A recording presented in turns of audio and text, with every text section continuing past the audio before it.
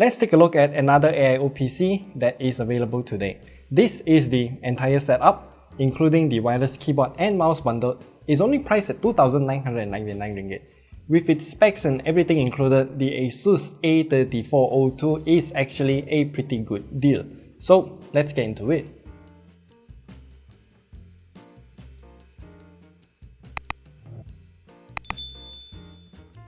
Everything that we place on the table here is everything that you get inside the box.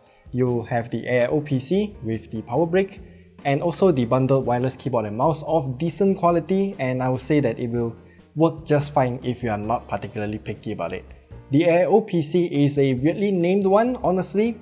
It is called the ASUS A3402, but this is a 24-inch AIO PC. Since its display is the main highlight of this device, let's talk about that first. In the spec sheets, it says that this is a 24-inch IPS LCD screen with a resolution of 1920 by 1080 at 60Hz, and it covers 100% sRGB color gamut and a brightness of 250 nits. We did our own independent test and this is what I found out. Our particular unit here covers 94.01 of sRGB color gamut, and it has a slightly higher 270 nits of brightness. Not too far off from the spec sheet, which is good. Oh, there is also a touchscreen version of this AIO PC. Our unit here is not touch enabled, which I think is for the better because using an AIO PC with a touchscreen is gonna be very tiring. The specs of this machine is also rather decent. We have an Intel Core i7-1255U with 8GB of DDR4 RAM running at 3200MHz and also 1TB of SSD storage. The integrated graphics though is confusing. In the Intel Arc database, the Intel Core i7-1255U is stated to be Iris Xe eligible, but when we check the task manager, this AIO PC is using a non-discrete variant of Intel UHD graphics. And we tried Genshin Impact at the lowest graphical settings, and I'll say that it's playable. There are some stutters that results in below 30 FPS gameplay, but overall I would still say it's okay overall. All the tests shown here are also done using the full fan speed power profile, so the AIO PC should have its max power all the time. One particular thing that it's using a U series chip, but it can actually go beyond the listed specs of 15 watts maximum.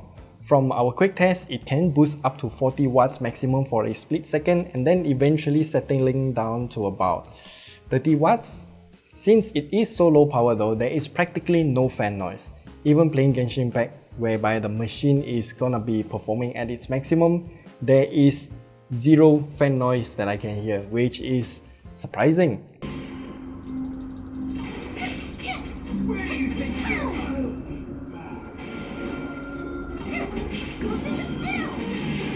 And by the way, the speakers in this AIO PC is also quite good, so have a listen here.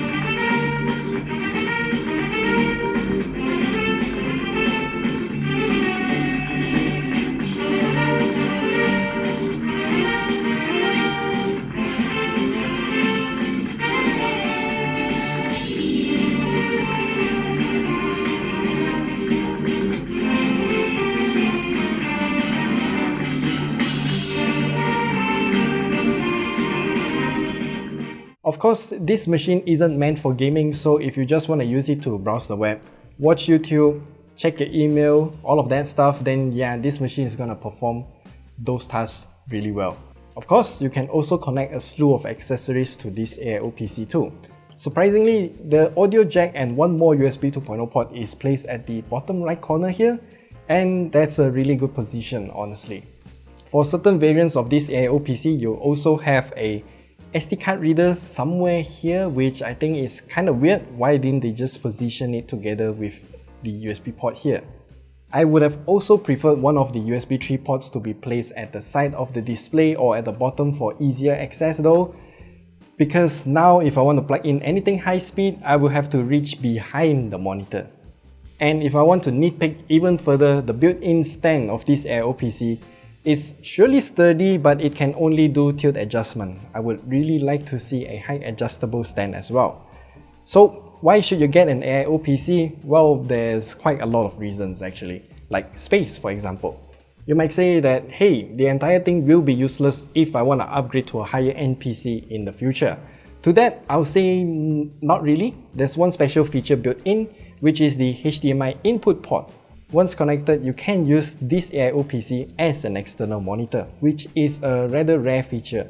But then again, AIO PCs are quite a niche product overall actually. If you're gonna look at it from a different perspective, then this is technically a laptop integrated into a large desktop monitor, but it doesn't have a built-in battery.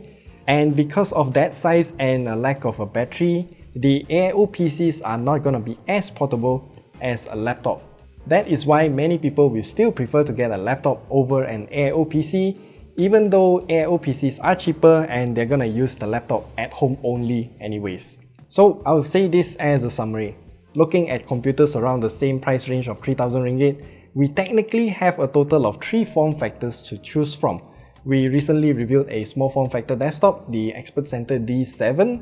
I think those desktops have some upgrade pathways, but they do take up some space and you have to place that desktop somewhere. Then AIO PCs like this one is very similar to small form factor desktops, but it cannot be upgraded and we can't really do much with it overall. It's just like a laptop, but it's not that portable and it has a big screen.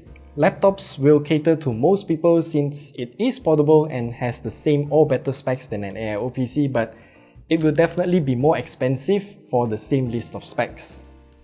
So that's it, that's all we have to share with you about the ASUS A3402 AIO PC. I really do like this kind of form factor design. The overall build quality is really nice. Even the screen is not particularly bright, but it does look good even on camera. So if you're looking for something that saves space in your home PC environment, then consider getting this.